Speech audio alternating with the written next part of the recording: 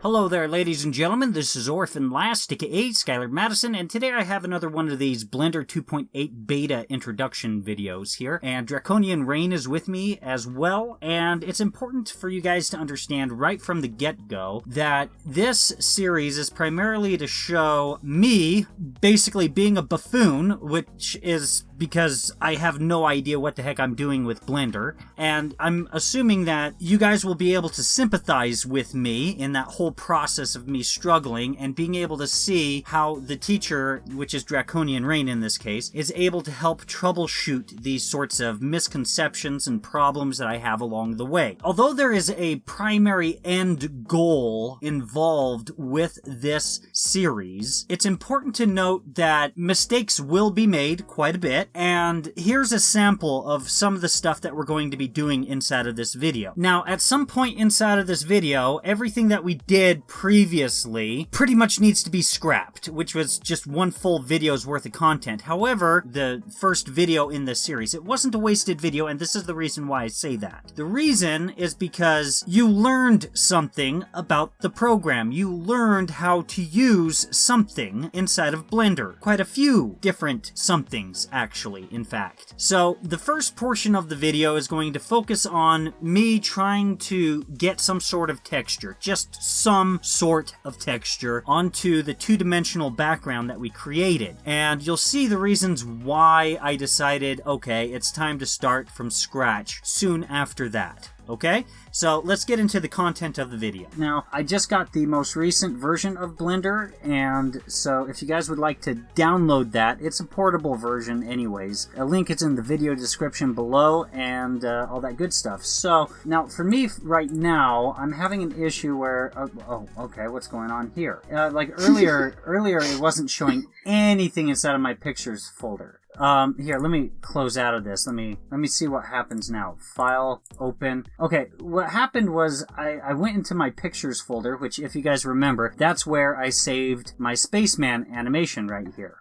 Or at least the background that we're making. And that didn't really work out so hot. So, if you guys are experiencing the same thing where you go file open and you're not able to find it or be able to even access your files inside of Blender, just go where you went ahead and saved your actual background or whatever it is that you got, click and drag it in, and then you'll see it says open. Click open, and then it'll be accessible to you that way. Alright, so textures. How do we add textures? Well, actually, there's more than one way. It just depends on how creative you get. But the easiest way, with your inks that we set up before, you can either edit one that's already there ready, or you can create a new one. And then you go down to the fill settings. Fill settings. Okay, so yep. Instead of materials? So, okay. Yep, and scroll down. And there in fill, it says style solid. If you bring that drop down menu open, you have an option for texture. Gradients. Oh, cool. You can add your gradients here. Checkerboard. That sounds horrible. And texture. Okay. That's awesome. Cool little list there. Okay, so then I scroll down more because it gives me a new option here, evidently. Yep, and you can open up a texture and have it applied, and it'll replace that fill that you just had, or you can always revert it at any time. Oh, okay. This is the water. Let me just keep it as solid for the water. Let me go back to my layers, and let's see, B middle. Which one is that? A, what? Isn't A to select everything? In the editing view, not the menus. Okay, layers. In edit mode. Yeah, object mode. So, A? What? That selects all your objects. They're all selected at the moment. Yeah, okay. Oh, this is the behind middle. Okay, so let's see. Fog? No. B1, B2, floor. Let's see. A. Oh, right. It's because my cursor. Yeah, you have to have your cursor in the window that you're trying to do, so... Okay, so background. I remember background had a bunch of cool things. So A. Why is it still select? That's because that's select everything. A is select absolutely everything. L is to select individual. Okay, so Alt A. Wow, I'm gonna have to get used to Alt A and all that other stuff only working within a specific region. So like locked.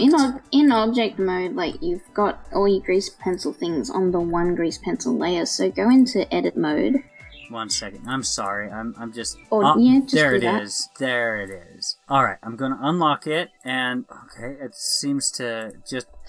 That's because it's object mode. It's one object. Okay. Edit mode has them as individual. Edit mode. Okay, wait. Edit mode influences the individual object. Mm-hmm. And object mode, it does what?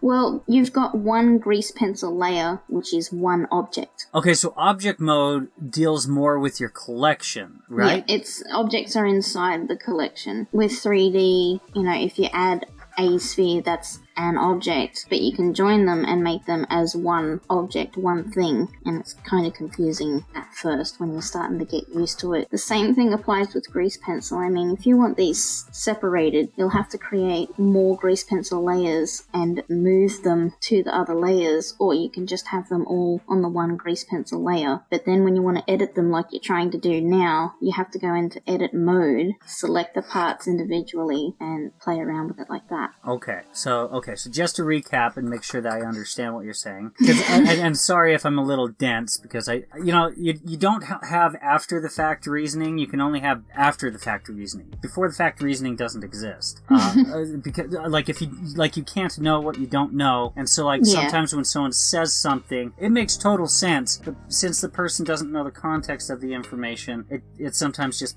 passes them by. And I really noticed that when I was editing the previous video together. I was like, she already said that. Alright, so just to recap what you said, object mode relates to your collections, and edit mode is editing the things that are inside of your collections, which are your layers and such like that, correct? Objects are in collections. Collections just house the objects. Edit mode edits the object. If you have more than one object, you have to enter that specific object to edit it, but you can join the objects and form one whole object. You've got to kind of think of it as art layers, and the easiest way to just imagine it is like this. Like everything you have right here now, you have to view it as a fused layer, like in vector, and all your objects are on the one layer instead of separately, but you can still edit them, or you could make it more convenient and you can separate each little item into their own individual object. An object is a lot like a layer. Okay. It holds the information very differently. It's bizarre. It's going to be totally overwhelming at first, and it's a lot to take in. And it is strange because this whole setup with grease pencil is totally new. I mean, these things here where you can edit them in the object is so much like a vector layer, but when you use Affinity Designer and it just separates it into like a million layers. Yeah. It's like the exact opposite. They're all on the one layer, but they're all editable. Okay.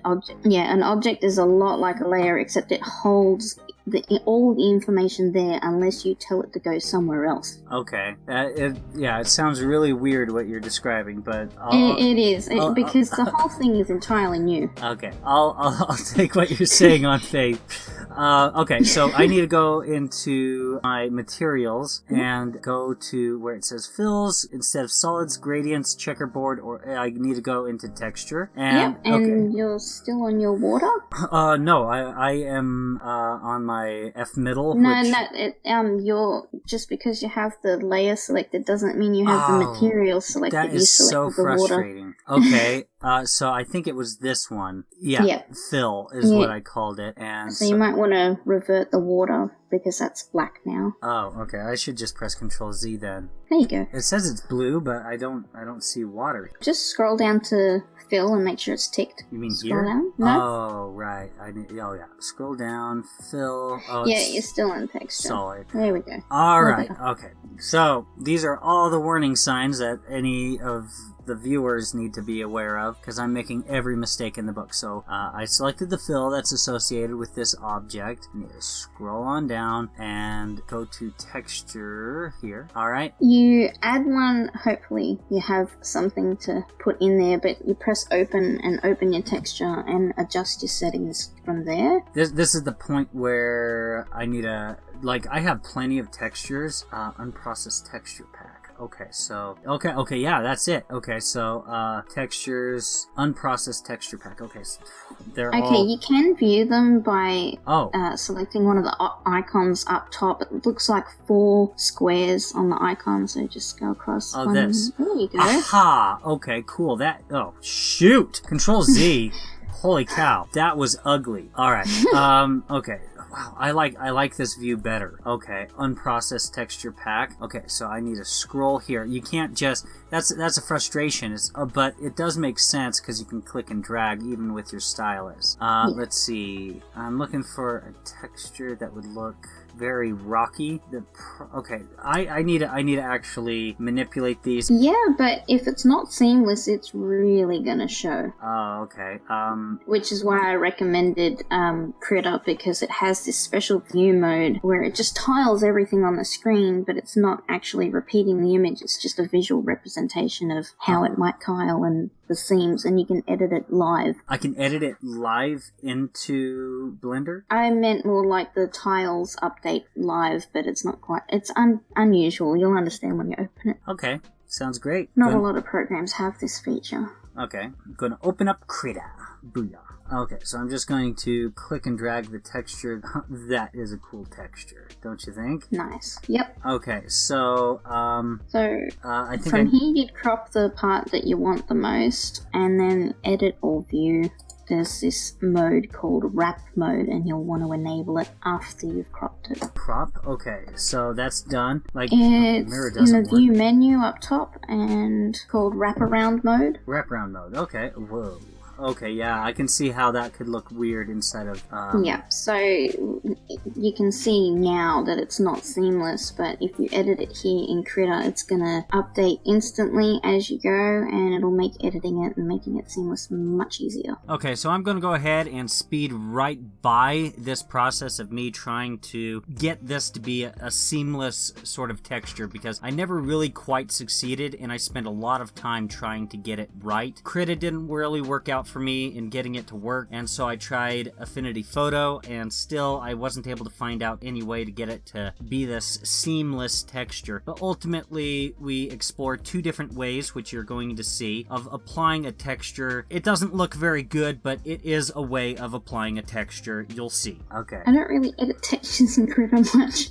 It's just blurring it, or like putting a solid color there now. I have no idea why it's doing that. That's generally not something I do. I actually just paint in my seams and then use like a noise texture, and I do things the hard way.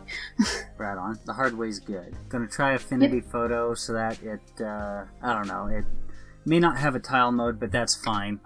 Let's see. Well, the camera is set to 1080p by default in Blender, so if you make your texture 2 to 3 times bigger than that, we can just skip the issue by having no seams from having a really large texture. Okay. So, inside of Blender, is there any way to make sure that the tiles can somehow, like, rearrange themselves from one tile to the next? I'm pretty sure you can do that in the settings where you opened it up. There were some settings there to play around with the offset and things like that. Oh, that's cool. Alright, so I have no idea how this looks inside of a tile. But I'm going to Files, Save As, Spaceman Texture. Okay, and then I'm going to export it. Spaceman Texture 1. That sounds good. Alright. So now back to Blender. Yep. Go back a few steps. Okay, Spaceman Texture 1 PNG. Double click. Okay, so it's not horrible. Okay. It could be worse. Let me turn off Express Key. Okay, so inside of the Open option, you said that inside of here... No, where you just were. Just okay. Oh, oops. How do I cancel. go? Cancel. Oh, cancel. Alright, I'm sorry. I'm running into a lot of problems today. So here, offset settings. Okay, so... Yeah. Change the offset, angle, and opacity, and how the texture clips onto it. You can even change the size. Okay, angle, let's see. And you can have it mixed with the original color. Okay, so the scale is looking pretty good. Let's see. I don't know, this is looking pretty horrendous. Maybe try the mix with color option. It might just improve it ever so slightly. It's a tickable item there in the menu you're playing with. Mix with color. Yeah, okay. So it's gone ahead and picked my original color. Mix factor. Yep, so that might improve. Alright, that's, I guess not as bad. It's just, I don't know, still kind of ugly. I don't know what to do about that. That's frustrating. It's something to play around with, but at the same time, when you get to compositing, you can improve a lot from there too. Okay. Cool. Hopefully. Alright, I guess I'm just gonna go ahead and move on, I guess. Now, we were talking about another way to add a texture to items, so let's see here. Let's select another material. Let's go with the floor here. Now, we were talking about using nodes, maybe, if that's possible. These materials for grease pencil seem to be only for grease pencil. That's why it makes it kind of confusing. Yeah. What we could do is we could make something like, basically we could open up this texture in nodes and play around with it and edit it from there, and then render it and bring in the render and set it like that. Okay, that sounds cool. It's a little bit more complicated, but that would probably require a lot more back and forth. Okay, well that's fine. How do I get to the node interface anyways? Okay, well because you're in 2D mode, it's not actually showing, so you'll have to create your own, not really create your own, but open up a new one. Up the top, a whole bunch of tabs, and they say things like 2D, full canvas, rendering, compositing. Yeah. Compositing tab is the one that has all the nodes. Oh, okay. Okay, so I need to press plus and general compositing. Okay. Yep. Or what do they call these? They're not rooms, just tabs? I think they're also called workspaces, because that's technically what they are. Okay, we're in the compositing workspace, so let's see. That's cool. They have a hair, shadow, indirect lighting, film. Mm-hmm. Yep, and depending on how many effects you're going to use, you're probably going to have ambient occlusion, bloom, subsurface scattering, screen space reflection, and volumetric. Okay. So you'll learn more about that as you go and decide on what one you need. Okay, so how do I add my first node, I guess? First, you're going to want to enable two views at least. It's up top, and they're tickable items: use nodes, auto render, and backdrop. You want those straight off the bat because it'll become convenient very soon. Okay, so these three. Alright, and what else? In this particular menu, you need to use the hotkeys to add nodes, and to add nodes is the same as adding objects. It's Shift A. Shift A. Okay. Yep, so just make sure your mouse is hovering in the middle of that canvas before you press Shift A. Okay, so you can search for them or have a look at them. Color, convert, filter? Am I looking for a filter? We're mainly in compositing. We'll probably have to open up another tab. Okay. Shading, under general shading. General shading. Okay, so we're in shading right now. There's so many ways to approach this, it gets confusing. Alright, so down here it looks like the node interface is down here currently. Yep. Okay. Now, right now you're on the node for the world, which is the whole background, basically the entire 3D space's background. Okay. And compositing is more like each object? Yeah, compositing's the entire scene as a whole, but there are ways that you can edit individual parts through the scene and view layer. It gets confusing. Okay. So we won't touch that until we need it. Okay, that's fine. Okay, so let's see, you said Shift A in order to add a new object. Yep. Okay, what am I looking for exactly for something that's grainy and stuff like that, or what have you? Well, we're basically gonna create a texture from scratch, so... texture. Okay, I didn't even see that.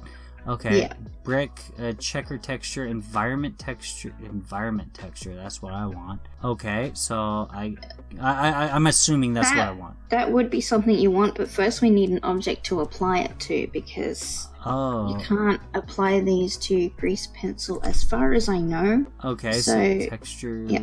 Okay, so what would I pick?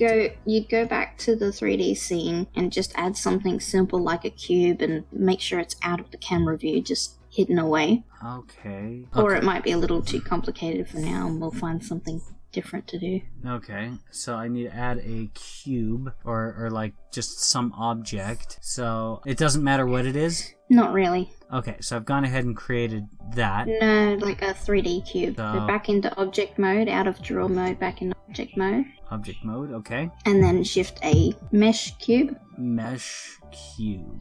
Okay. Move it out of the camera's view. Yeah, you've got the camera selected too, and it's being weird right now, so just click the cube and there you go. Oh, it actually treats it like 2D. Like once it gets outside of the cone of vision, it gets distorted. Just like Yep, because it's fully in perspective mode. Yeah, there's two viewing modes in Blender. There's orthographic and perspective. Oh, okay. So if I were to pop out of this, that is so stinking cool. All right, that totally makes sense. Okay, so I got a cube. All right, going into shading, and I now have this this cube here. Yep. All right. So what am I trying to accomplish?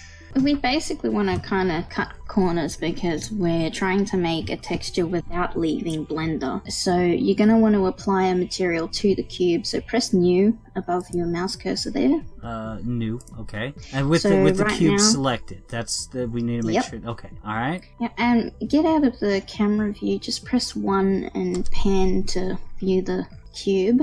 Okay. Yeah, alright, that's just for our own personal reference. Mhm. Now, back down to the node area, shift A, and we'll start to play around with things, but what we're going to do is put the node to the left, not the right. Oh, okay. So it's a little bit different than OpenTunes. So texture, Yeah. right? Yep, texture, or you gotta kind of figure out what you want to use, or if you want to create one from scratch. I would use texture, wave texture, or Veroni texture. Okay. Okay, I can delete that. Okay, so Shift Yeah. A, texture. You said something a different type of instead of IES texture. You said what? Yeah, way down the bottom, because this is generated. Wave texture. Okay. Yep. And I just go ahead and click it here. Yep. So And color. the color node to base color, Okay. What's FAC stand for? factor. Factor. Okay. Yep. So what's going to measure it? Okay, so I'm going to say roughness, maybe. Roughness is more like, is it shiny or is it dull? Okay. You could actually switch factor to base color if you wanted, so it'll affect the color, meaning it's going to affect how it looks. Okay, So switch those around, just plug it in. Okay, so and then color would go to what exact? Subsurface color? You don't have to use color. I mean, it's already got an effect there. So for now, playing around with the settings where it says vector in the yep, just make those numbers however you want. Just mess around with it. That is cool. Okay, give it a lot of detail. Scale. Ooh. Alright. Let's see. One second here. Let me. Okay, that is still kind of stripy. So maybe change the main scale. Okay, that looks pretty grainy to me. 99. Let's see. Let's type in 300. Alright, that looks good to me. Alright, cool. Yeah, so we can do this a couple of ways, and everybody's approach to it would be totally different. You know, it's probably going to see this and go, what the hell are you doing? But this is just one of the easier ways to do it, and just cut some corners to create a quick texture. What we'll do is we'll go back into the 3D mode, the main one where we're editing our objects and that. Okay, this here? Like change tabs. Oh, okay, to the full 2D canvas? Yep. Okay. Just for ease of use. And because we're gonna cut corners, we want a second camera. A second camera, okay. A second camera, just for the sake of cutting corners. Okay. And we want to position that second camera in front of the cube. So Shift A, add camera. We don't want to touch the one that's perfect, because we can delete this camera once we're done with it. We don't actually need it permanently. Down, down, down. A little bit more. Here? There we go. Okay. Yep, and it's inserted itself wherever the 3D cursor is, so you can look through collections to find your new camera. It's already selected, so you'll have to pan around the 3D view. I don't know. It says camera 1. Yep, that's the second camera. Okay. It's currently selected, so we should be able to move it. So press the and move your mouse around so we can see where it might pop up. Okay. Geez, grab. I can't see it, so if you could just like get out of camera view and pan around a bit, Whoa, scroll out. It's There it is. way out It's there. way over there. And then back a bit. Now we'll have to change to that camera object to view it. So we're gonna, it's still selected. Okay. Where you've been changing your materials and things like that on the right of the screen, Yeah. there should be a little camera icon there. Down, Oh, down okay, more. here. Yep. You're already in that tab, which is fantastic. So just having a quick look at that. Okay, And you'll have to click about these things until you can basically want to change to that camera 10. It's under a tab called scene. Okay. It looks like a cone and a sphere together, the icon. Cone and sphere. So go up more to the left where the icons are. Here? Left, Left. and down. So yep, it's in along these that menu. tabs. That little toolbar. I don't know what it's called. So go up, Okay. just a little more. One more. This? There you go. Yep. Okay, scene. Cool beans. So it says camera up the top in that menu. You want to switch to camera.001. Okay, 001. Yep, click it. Okay. So now when we go into camera view, we'll be viewing the cube. So bring your mouse into the main canvas area, press 0. Okay. So we're viewing that. Now we just want to zoom into the cube with the camera until we've got only the cube in view. You're The entire zooming cube? in 3D. No, I'm in the camera view. Yeah, but you're not actually the camera's not selected, the camera's not moving, you were actually just panning in 3D view. Oh, okay. So I got it selected So now. while you're like that, don't press anything else. Okay. Press the G key, G, press Y, Y. and now move the mouse forward or back to zoom in or out. Okay. So G stands for what exactly? Grab. Grab. Okay. And Y is the Y-axis? Yep. Okay. That's weird. Oh, so that's moving it forward and backward? Forward and back, yep, only on the Y-axis, which is what we need because it's in perfect alignment with the Z. All you need to do is press G, then Y, then move the mouse up or down to zoom in or out. Okay, interesting. Alright, so the entire cube is visible. Yep, but we don't want the edges. So we want to zoom it until it reaches the edges of the camera. More? Keep going? Okay, so you want it like, Yep. like that. Yeah, so there's no borders, it's just all texture. Okay, cool. Then we want to render this with F12. That's That's just the hotkey. 12. Okay. Give it some time. It gave it a blue texture. Okay, we probably need to put some more light on it so it's less ambient occlusion from the background. Okay. So we'll add a lamp and shine the lamp in front of it. Okay, so we're learning about lighting. Cool. Yes. So, okay, So Shift A again. Yep. Light. What would you think? Point or sun? Because we're inside of a not cave. sun. Sun is super duper bright. Okay. We would want point or area, Okay. which you can change at any time anyway. It's okay if it's inside the camera. Okay. That lighting already looks pretty decent. We can always change the brightness. Okay. Am I in Eevee right now? No, you're in a different type of render mode. If you move your mouse up to the top right corner where the circle icons are, you can change to Eevee view mode. Circle So- icons. Oh, okay. Up, yep, just across one. Click it. Okay. Too far. Too far. So this one. Yep, that Method one. of That's the display Eevee. Okay. So that is super bright. Okay. So move the light further back Okay. rather than change the strength. There we go, that's much nicer. Yeah. So if we press F12, it should be pretty close to that, how we see it now. F12. Okay. All right. Yeah. That's cool. While we're in that window, we just want to save it. Okay. So up the top where it says image, you should be able to save as. Let's see. Image. Okay. Save Image tab, as. save as. Okay. And just name it. Texture 01. How about that? It's definitely a PNG image, Oh, okay. but you can change that. Oh, it is. Okay, so if you want to change the PNG, it's down to the left, on the left side. No, I like a PNG. Alright, then we won't worry about it. All right. Save. Alright, so I've gone ahead and saved it. Yep, so now we can go back to our materials for our pen. You can delete the cube and that camera and let everything go back to default. You don't need it. Okay. Don't need the lamp. Alright, delete the lamp. So we're ready for one. When I press 0, it went right back to the original camera. That's awesome. Okay, so now I can go back to my materials. I need I believe I need to press inside of the collections, inside of my background collection. I need to select that, go to my materials. I believe this right here. Yep, that's those stone ones. So we can change that texture over. Okay. And texture. Yep, so open. Alright. Yep, press the folder icon. Spaceman 001. Yep. And, okay.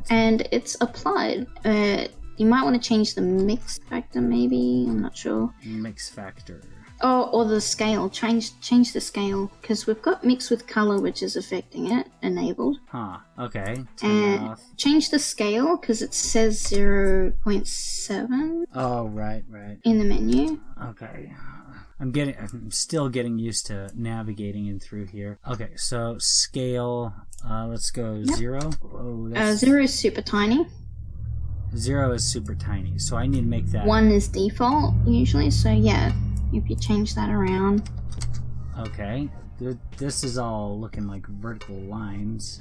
Yeah, because you've got it on X and Y scale. So what you've done is you've set Y to the absolute minimum scale, making it super stripy, and X is a different number. So if you want everything uniform, X and Y need to be the same number. Okay. So that's the default size. Okay, interesting. Okay, let's see. Oh wow. That's weird. That's crazy weird. Alright, let's see. Scale. Oh, okay. So whatever you set X to, you should set Y to it as well. Right. I'm messing with this again. Okay, so scale. Oh, X and Y scale. So let's say 32. Yep, and then change Y to identical. Okay, I'd say 50. Let's see what this looks like. And then 50. It looks kind of like it looks like plaid, gray plaid. It's because of the way that it ended up rendering out and distortion from sizing it. It's a strange thing to get used to, but if you want to do everything truly internally, this is only one of several ways you can approach it, but you're going to encounter distorting. That's why it's better if you want textures, save yourself the headache, do it externally, pick an appropriate size, and you just go from there. Okay. Alright. I mean, it's doable, but you'll get problems like this. Okay. Well, we're just going to work with the gray texture that I've gone ahead and created for everything. It's my first animation with Blender, so we're just going to work with what we got. Yeah, I mean, you can change it at any point. I mean, it's not permanent. Oh, yeah. All right. So, but this is how you do it. Let's see. So, let's go with the floor and apply the same, like, just pretty much the same thing. Let's see here. Solid, texture, open the texture that I created. That's cool. Let's see. You need to go up to materials up here. Let's see, Shift A. Okay, see what that does. Okay, so let's wait, what does this apply to exactly? Oh, that's the, I don't want a texture on this one. No. Because that's just the background. Yeah. Okay, so let's see. Water. I don't want any texture applied to the water. At least not right now, I don't think, do I? No, I mean, I would personally do it a different way that would look visually interesting, but... Okay, no texture. It's an option. Okay. Well, I'll leave the texture for the water alone for right now, because it's supposed to be animated and stuff, and we'll figure something out for the water. Okay. Yep. So now lighting. So I need to press Shift with my cursor actually in the canvas area. Shift A, light. What is spot exactly? It's a spotlight. Spot is spotlight. Okay, that's interesting. Area. What is an area light? Area light affects the area in the shape of the light. So like if you have a rectangle shaped light, it casts down in a rectangle. If you have it in a circle, it casts down in a circle, but it also has ambient occlusion and it affects more of the lighting around it, but it also kind of conforms to the shape a little bit more. Okay. While spotlight is very much like The Simpsons when they've got a spotlight on it, it casts down a lot like that.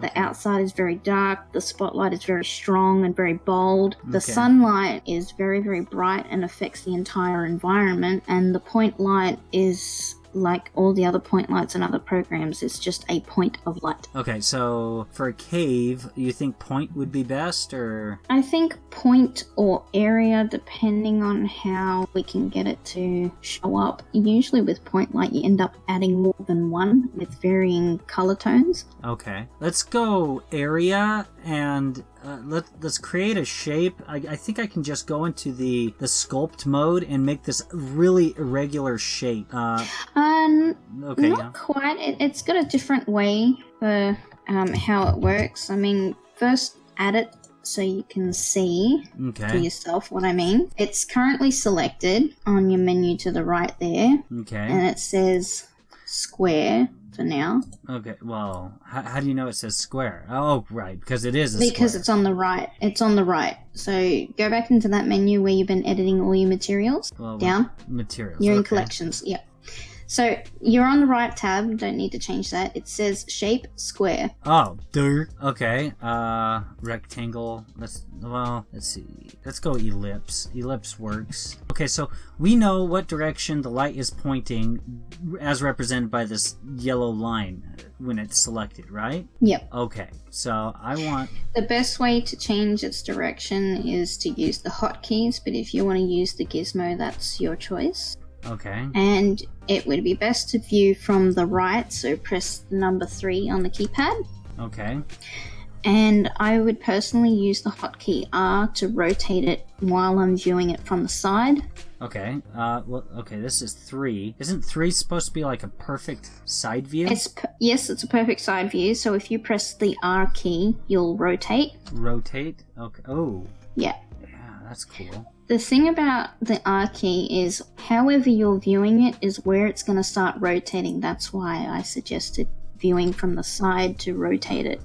So if you're on front view like you are now, you're going to rotate along the x-axis. Okay. If you rotate from top view, which is 7, you'll see how it's rotating from above, and you can rotate it 360. Are we in Eevee right now? I mean, I got this thing selected. Yep, we're in Eevee view, but the reason why you're not seeing any lighting affect the grease pencil layer is it's an effect that needs to be added through effects, which is going to be confusing at first. Okay. So we need to go back into...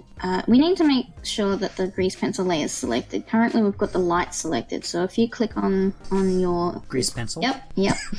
There's a whole bunch of new items. There's one that looks like a wrench and one that looks like a magic wand. Okay. You want to be around those areas. One's modifiers, one's effects. And you want to add an effect. Glow? And you'll want things like... No, not glow. That makes the entire image. You want light. Okay, light. Just under glow. Dory. Okay. I can pick a color. No, that's to pick the light source. If Ah, you've got more than one. You don't need to do that. Press in that blank space. blank space. Okay. Yep, and press on area, which is our light source. Oh, okay. Oh, okay. Energy. Yep, it's very dark, so energy and ambience. Increase the ambience. Okay. Let's see what happens when I do 100. This is what's frustrating about how light is set up in this. So you might have to bring the area light down and closer to what you want to affect Oh, okay. in the 3D area. See if you zoom out a little more. Okay. So I need to select my light. Whoa. Yeah. Oh, okay. So is there a way to make it into a beam, like little rays of light? That would work on 3D, but it currently doesn't work for grease pencil yet. Oh, I see. All right. Okay. That's another reason why I like to build my background scenes in 3D and do my characters in 2D. That way I can avoid these strange issues and just cut corners a bit. Okay, it makes sense. Yeah. All right. So.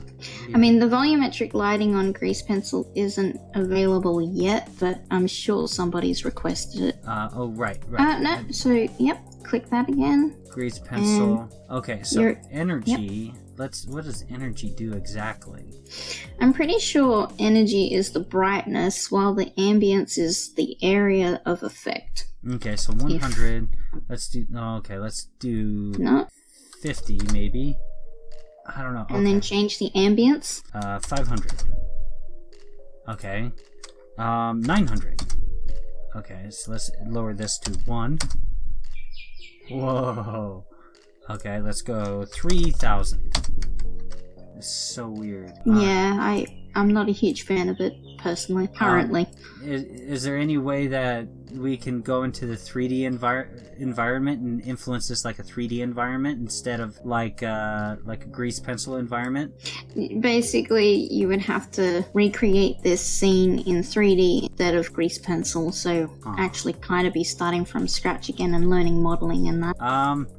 Well, it's a learning experience. I've tried a number of things like trying to put the light behind objects. Yeah, just because it's grease pencil, it does not behave the way you expect it to, despite being 3D. Yeah, and yeah, it treats everything like it's transparent. The light does. And yeah, it's bizarre. All right, you know, I don't have a problem with starting over. I don't know, my subscribers might.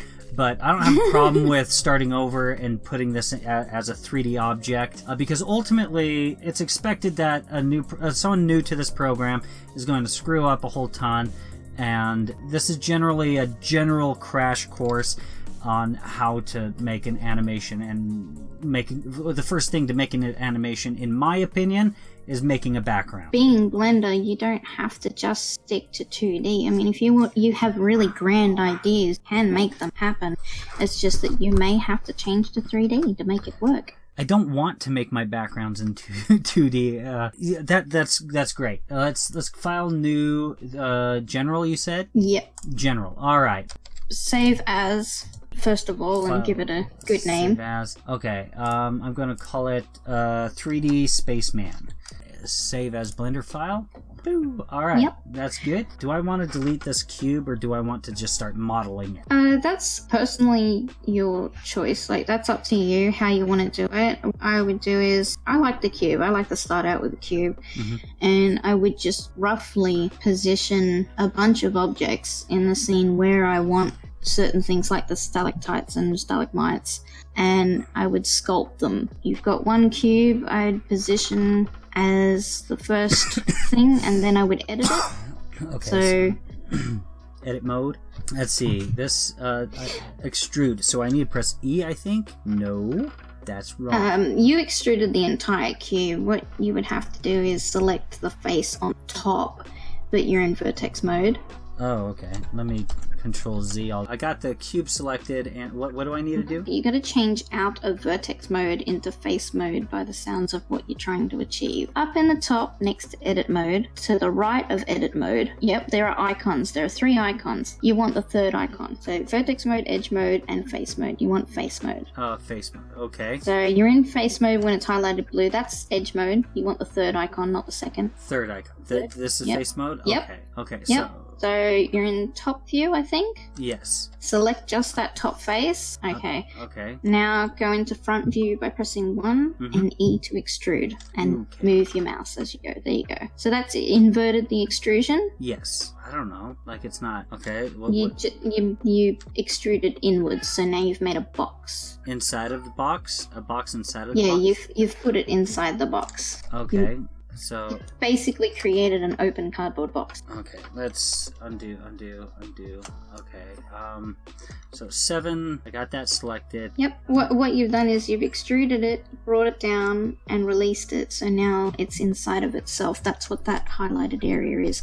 If you press the Okay, I press Control Z. No? Alright. Okay, I press Control Z a bunch of times, so 7. I'm trying to make the floor, is kind of what I'm doing.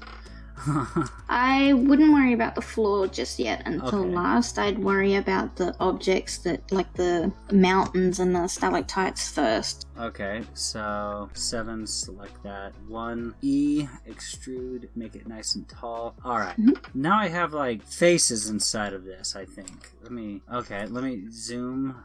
Okay, yeah, I'm not understanding any. Okay, so inside of this.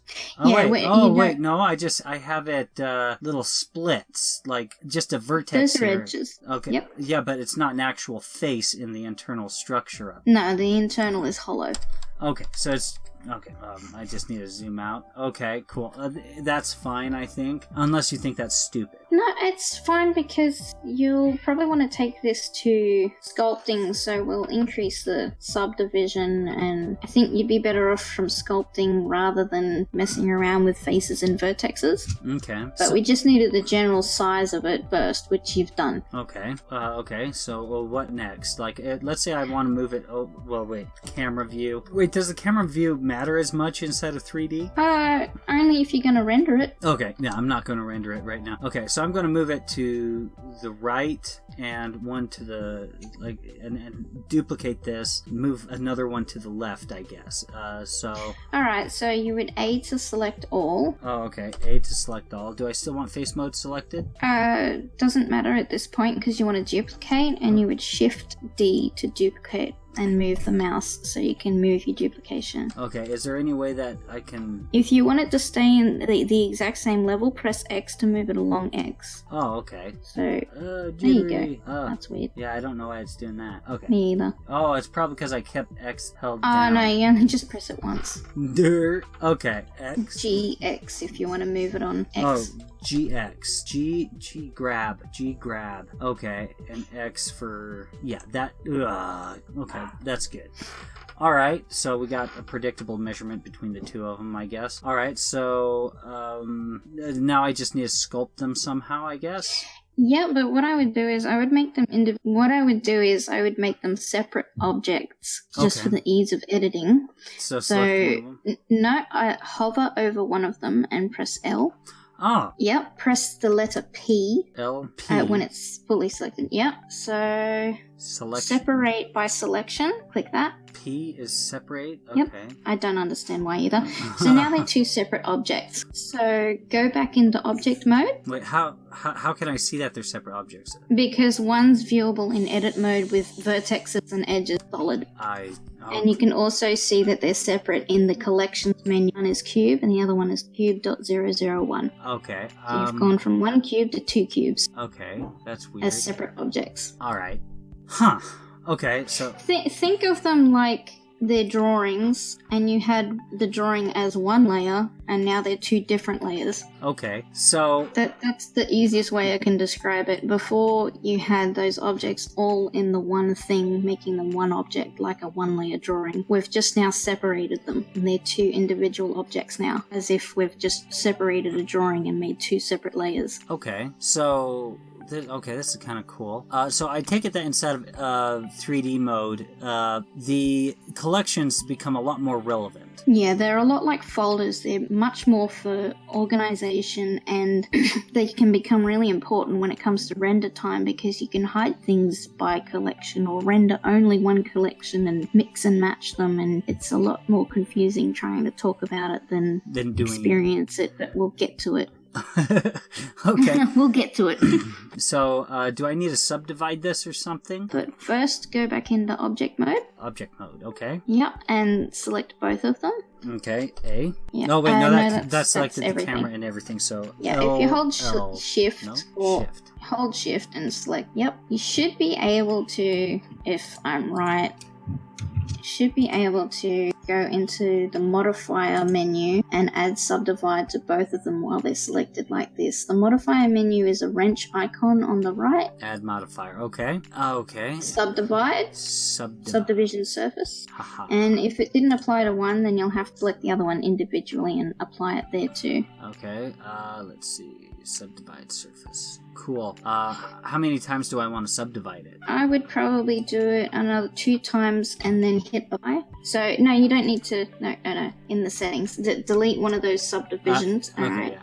Where it says view and render, change the numbers there. View here? In the menu you were just on the subdivision. View Subdivisions, and render. view, Okay. render, quality. No, render or view. Leave quality alone. Okay, so render I want at how many? Just go up by 1 and increase view to the same number. Okay. So go up to view now and change that to 3 as well. Okay. That looks fine. I would hit apply here. Oh, okay. Apply. Apply. Okay, cool. So go over Yep, here. do the same to the other one. 3 to, oh yeah, 3, apply. Apply. Okay. One at a time, go into sculpt mode because you really don't want to be sculpting them at the same time. That's why we separate them into objects. Okay. So, Sculpt, alrighty. Okay, so it wants to rotate around the first one. yep, that's because it rotates around the cursor, the 3D cursor. This cursor that I'm moving around? No, when you're in object mode, it was visible. It's this little red and white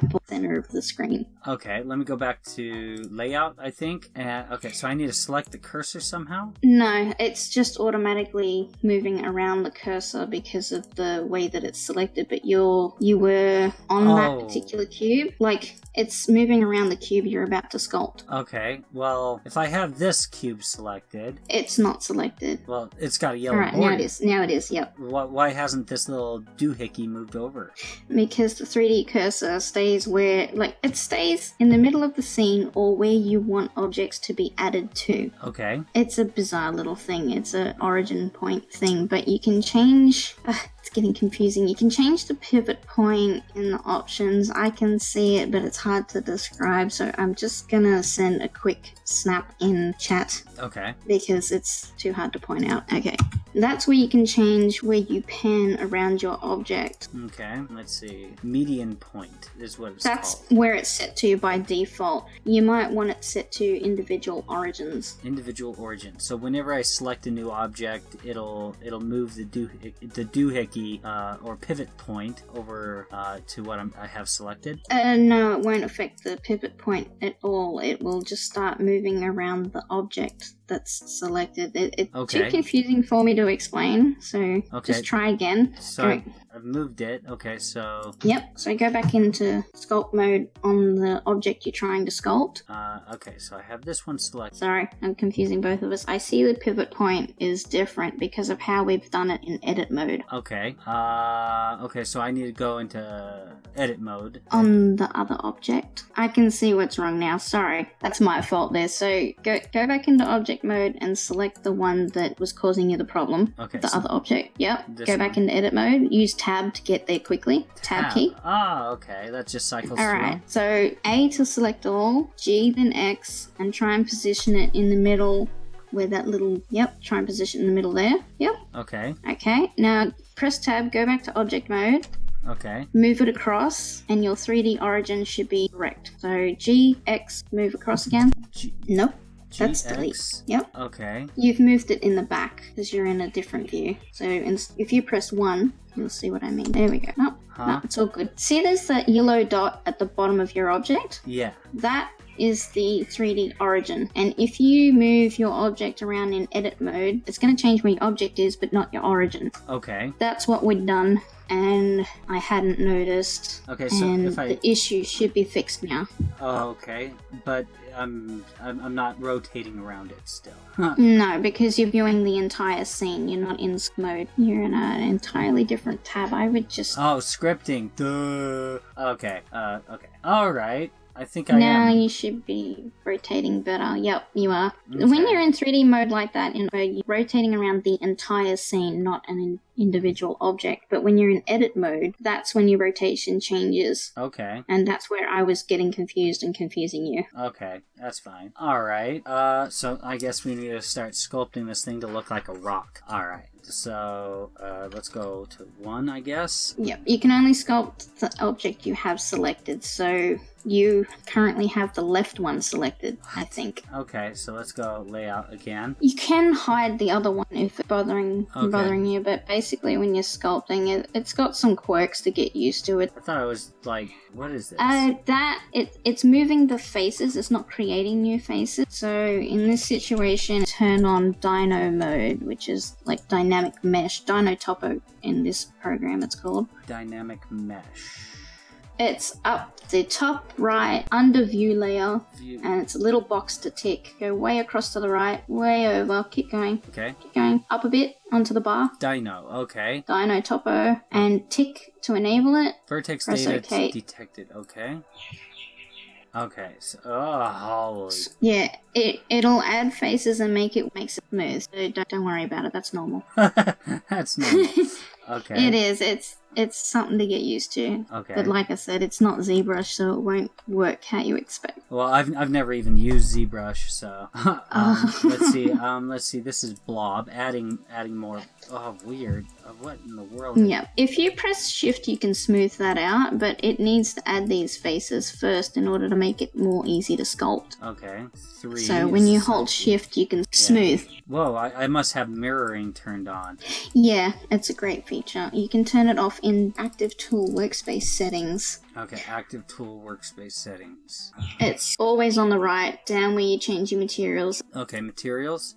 Way up the top, first icon. Okay, up here. Yep, and there's a Symmetry tab. Symmetry. Down the bottom to drop Okay. down. Yep. And if you tick the X, it'll make it no longer symmetrical. Oh, okay, that's kind of cool. And I like how it has the X, Y, and Z axes. Okay. Yeah. Now I tried smoothing, but it pretty much just makes it back to its original shape is what it winds up doing. Yeah, you might want to change the Dino Topo, the detail size down to 6 or 3. Okay, so Yep. size. Let's go 3. My computer can handle super detailed stuff, so. Yep, so that's already showing an improvement. And now if you smooth, it shouldn't be because you were using such giant shapes there, which is fine for when you're blocking out your general shape, but Oh, okay, that's cool. yeah. I was thinking, whoa, how does anyone ever work with this program? It all just looks terrible. And you know, this is a good place to start with 3D modeling, where it's something like a rock or something, because it's supposed to. Yeah, it's supposed to be messy and strange and all that. Yeah. This is the best I've ever done with Blender right here. No matter what I do, it's like super polygonal. Is there, like, I don't know, am I just not using smooth enough to... No, that's a part of the view. If you just go back into Dino Topo, there's an option to view, and that might be what you To view want. what? So tick smooth shading. Smooth Yep, shading. you just there. There you go. Oh, okay. So this is what it actually looks like. That Yep. looks so much better. Okay. All right. Now I feel a little bit more confident with what I'm doing. That's one of the things when people jump into sculpting at first, they don't realize how much you have to sculpt manually. Like, I asked my buddy who made the initial outline for the animation that we're working on here. I asked him, what type of rock do you want this to be? Like sandstone, lava rock? He goes, alien. Doesn't matter. I was like, oh, okay, cool. So basically, I can do whatever I want with this. I kind of prefer that kind of freedom. Yeah, me too. Because, like, I'm thinking, oh, how am I going to make that look like sandstone or whatever it is that he wants? Especially if I don't know what I'm doing exactly. Okay, so at this point I start sculpting, and, you know, it is a really good thing to be sculpting. Just a series of rocks, just a bunch of random shapes, basically, kind of gets you to start getting familiar with the tools. And so I think that rather than just sharing the entire conversation with you guys between Draconian Rain and I, it's best that you guys actually get this information from a credible source. So I've gone ahead and found a few videos that I think teach sculpting very well as the most dangerous pitfalls that new people wind up running into when they start sculpting. So if you guys would like to go ahead and check out those videos, there are cards at the upper right corner of the screen right now. This video does continue, and we do cover other topics, so if you guys wanted to watch that after the video or right now and then return back to this video, it's all good. Whoa. Oh, that's the snake tool where it builds geometry as it pulls, whereas the grab tool only grabs available geometry. Actually, I think that would be better for the stalactites.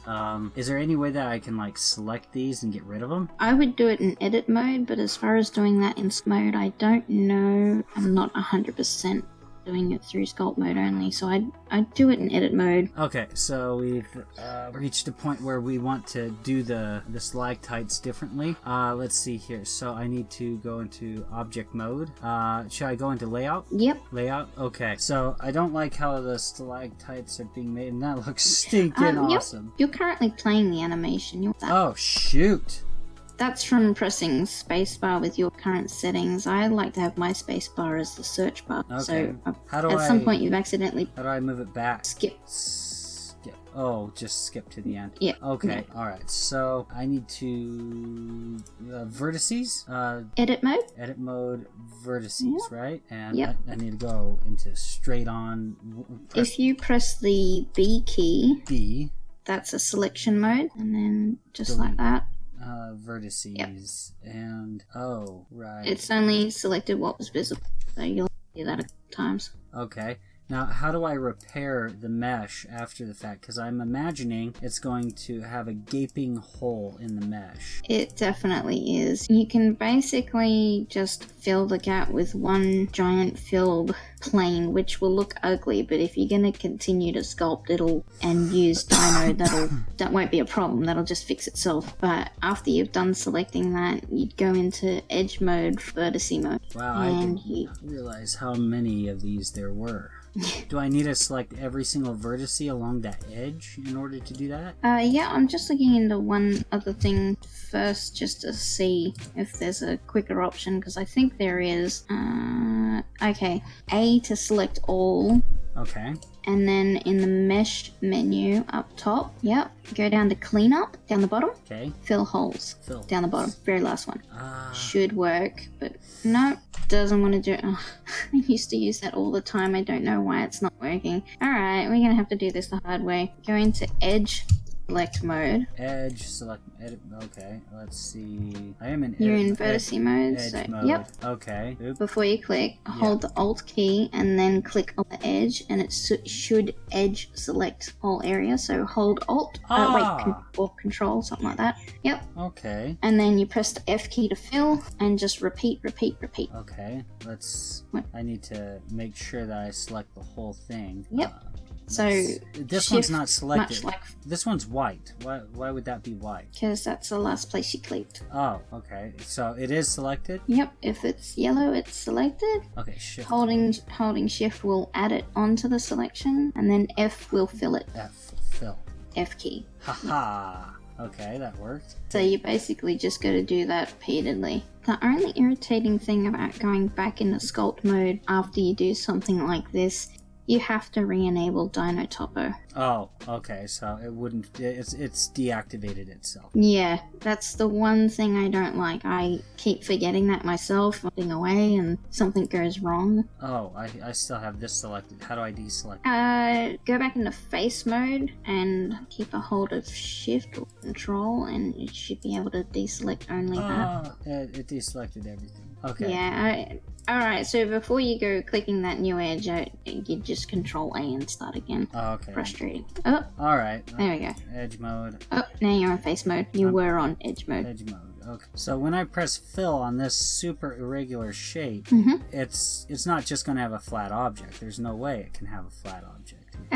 How it looks is how it is, but you would go back into sculpt mode and you would just fix it up a bit, but this being a sculpture, you wouldn't use just sculpture as it is. You do retopology and a series of baking, but this is just a quick messy fix. Okay. You'd re-enable Dino Topo and you'd sculpt over it so it would readjust the faces. So usually you'd use that cleanup mesh feature as well to make adjustments. Okay, that was mesh cleanup. Yep, mesh cleanup. Cleanup.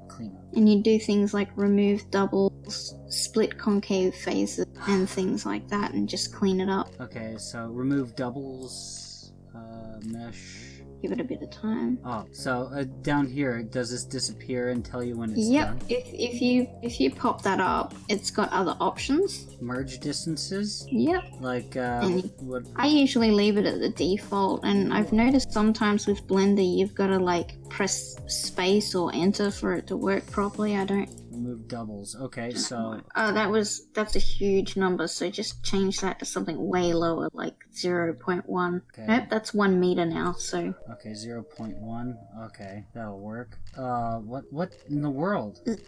See, it's changed the size of the face, but you can just control the undo. Yeah, but it made... Yeah, It's not perfect. This is definitely weird behavior. It's one of the most recent updates. I like to let Dino Topo take care of it. I just go back to sculpt and flatten it out with Dino on.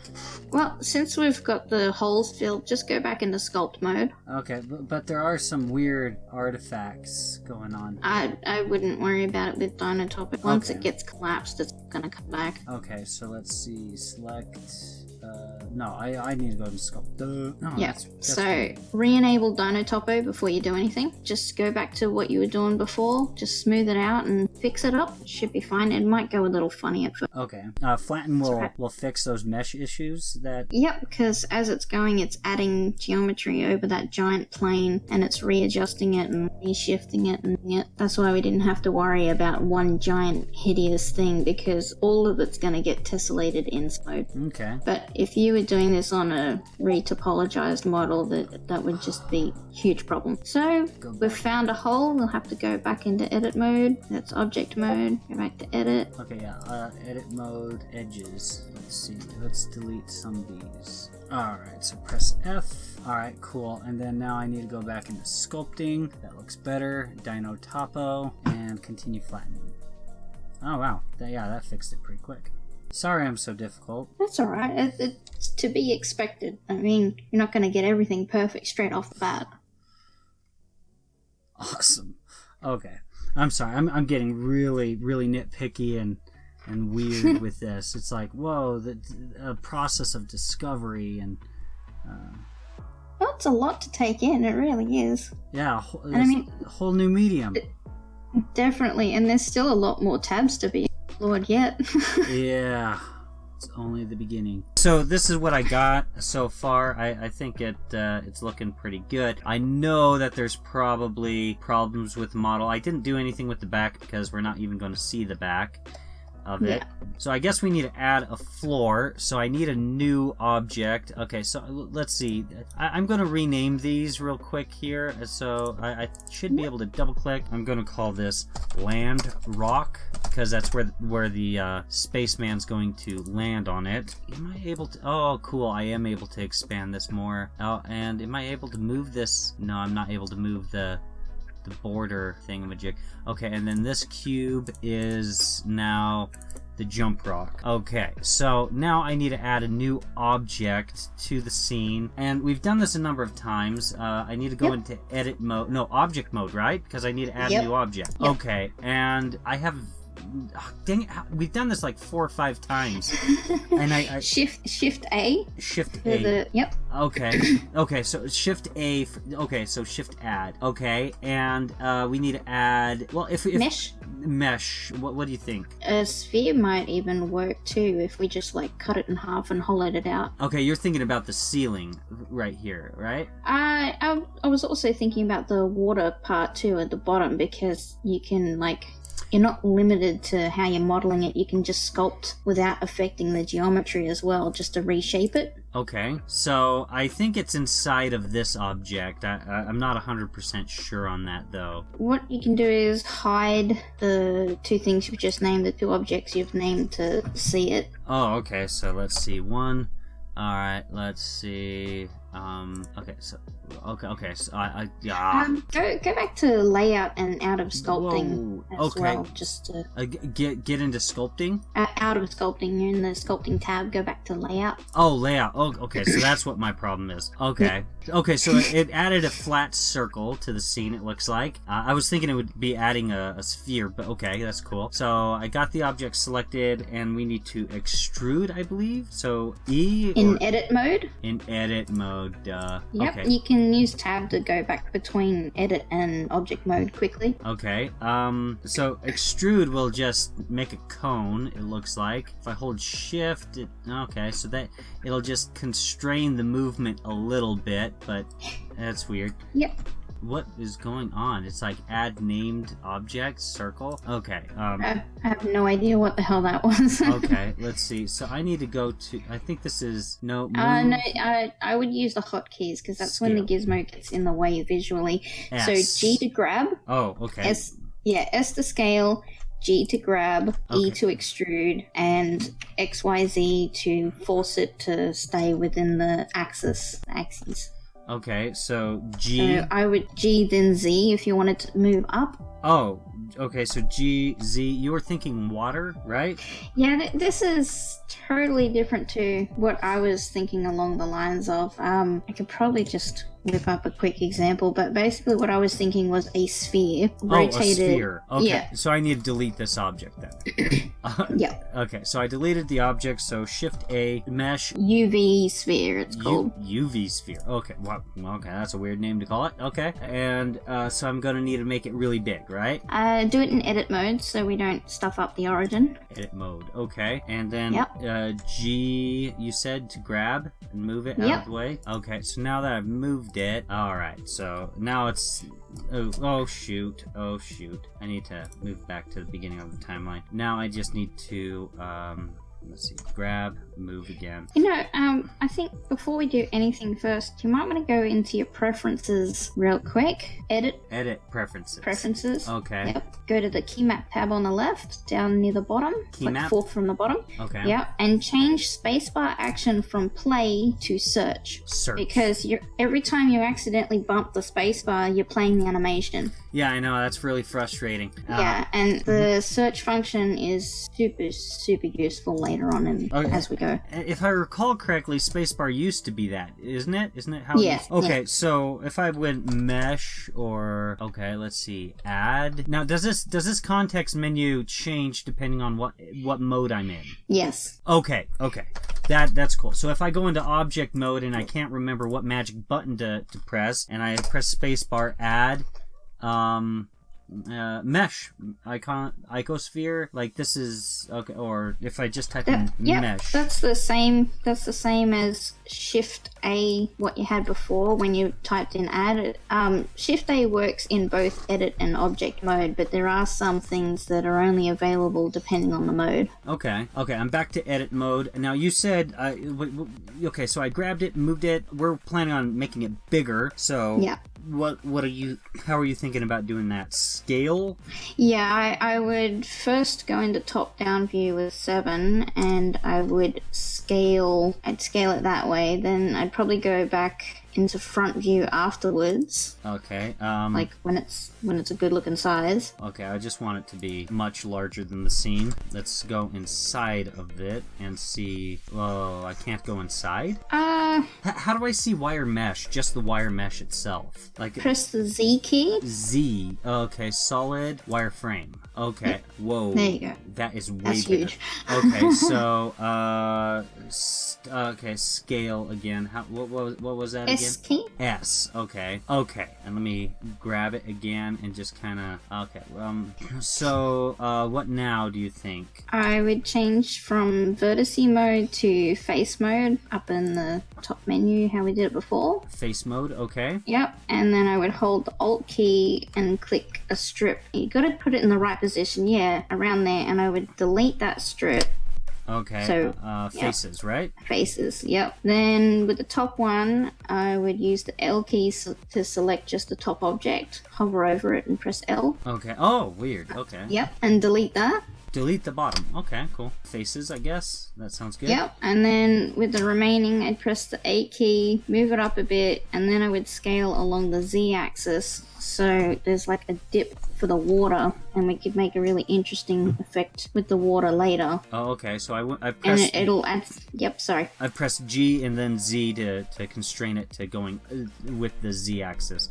Okay, so. Yep. And then S, and Z just to shorten that depth. S and Z just to. Oh, weird. Yeah, like you can shorten the depth of it. So if you go back into front view mode, you'll see that it's much shorter.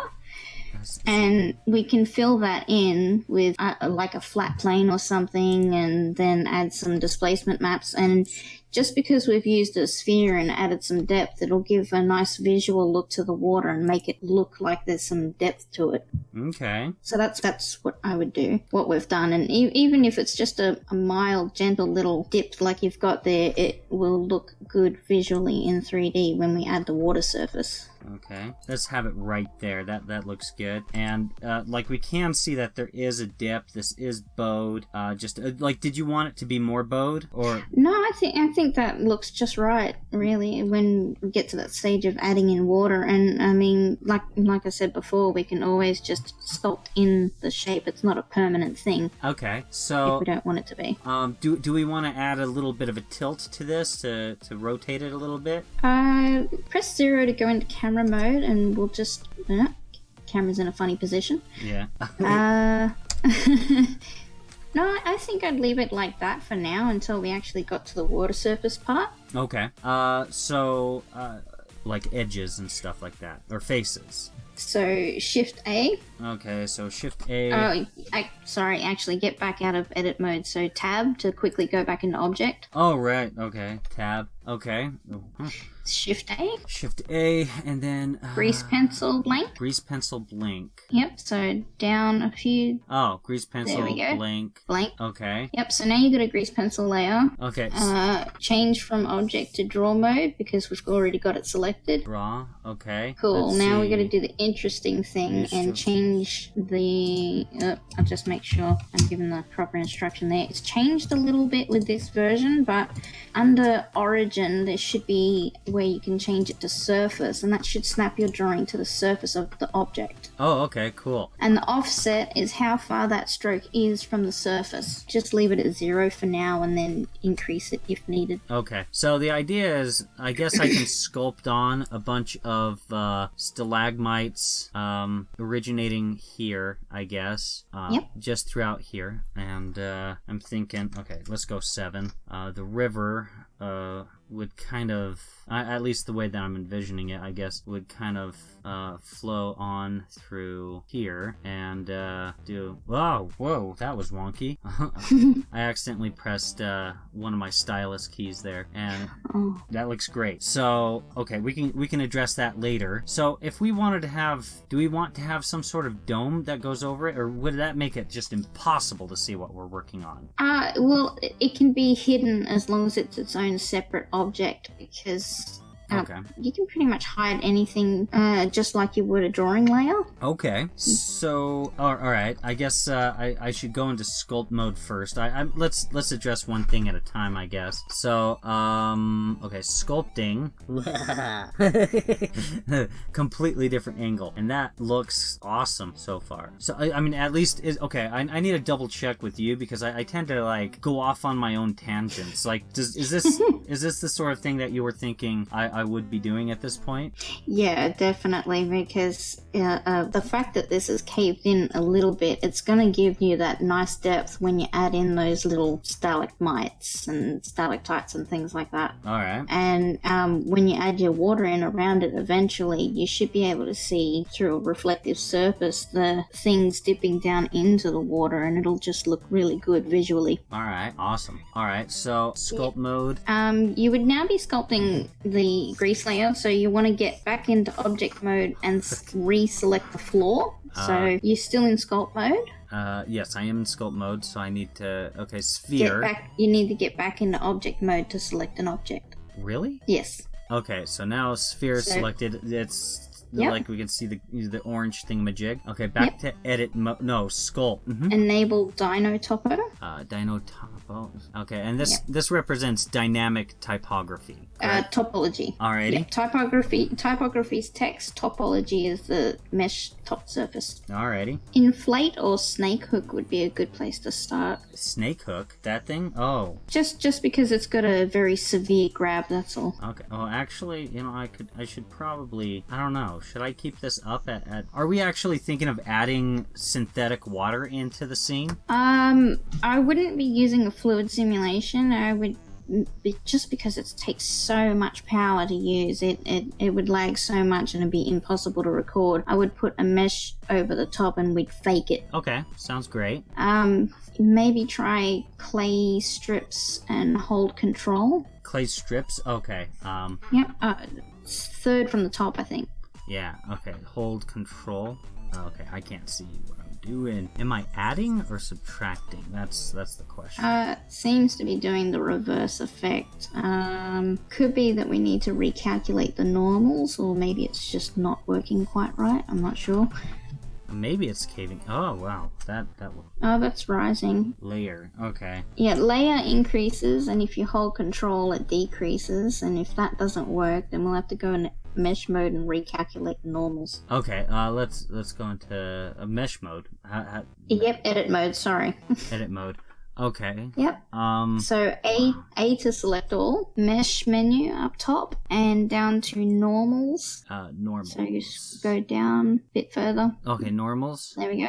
Recalculate outside the first one. Okay. Go back to sculpt. Right. Okay. Because like it's thinking this is the outside. Yeah. And okay, so we okay. That all It just happens sometimes. You just need to recalculate, and if that doesn't work, choose the opposite option. I think it's bulging it. Yeah, okay. So back to edit mode, mesh, normals. And choose the opposite one, recalculate inside, and then try again. Back to sculpt mode. Okay, so yeah, okay. That looks like it's working a lot better. There we go. And you need to turn Dino Topo back on, that's why it's going funny. I hate that you have to turn it on every time, that's really frustrating. Alright, and that pretty much concludes the main substance of the conversation between Draconian Rain and I. And well, we're going to go ahead and continue working on this project, especially when I wind up finding a snag in my workflow or my understanding of Blender. I'm planning on covering like independent studies of Blender to try to get better at this as well, just basically following tutorials online, and that's primarily the main goal of what this introduction video series is all about. It's to help me and hopefully help you guys to get to a point to where you can actually watch a tutorial about Blender and actually comprehend what it is that they're talking about, because so often I have felt personally that when I look at a tutorial about Blender, it's just going way over my head. I have no idea what they're talking about, and especially with the new interface. And the thing is if you use the old interface and you're brand new to Blender, it's just not a very good interface, the old one. So now that Blender is, and the Blender Foundation is finally implementing some user-friendly, especially new user-friendly things to the graphic user interface, it just makes it so that you feel like you're not lost. From the very get-go, you have at least some sort of hint as to where to go. And so, yeah, and this program has a lot to offer. It is extremely professionally made. I've seen animations made by Blender that could have very easily have been made by Pixar or Disney. They're that high of a quality. Blender was made by a commercial entity, and if I recall, that company wound up going bankrupt, and before they went out of business, they made Blender open source. It was a proprietary piece of software that no one even knew about, pretty much. And ever since then, the Blender Foundation, which is a commercial entity that has taken Blender under its wing, has really done a good job in keeping it up to date, and especially now with the 2.8 version being out in beta right now, and soon within this year right now, 2019, the full version should be released. So I hope that these two videos so far have been really helpful. I'm looking forward to releasing more. Anyways, guys, that pretty much concludes it for this video. If you guys enjoyed it, please feel free to like, share, and subscribe. And if you guys would like to get more notifications from me, feel free to click on the bell or go ahead and follow me on Twitter. Link is supplied in the video description below. And if you guys would like to see more of my content, feel free to click on anything that's appearing on the screen right now. Thank you very much for your time.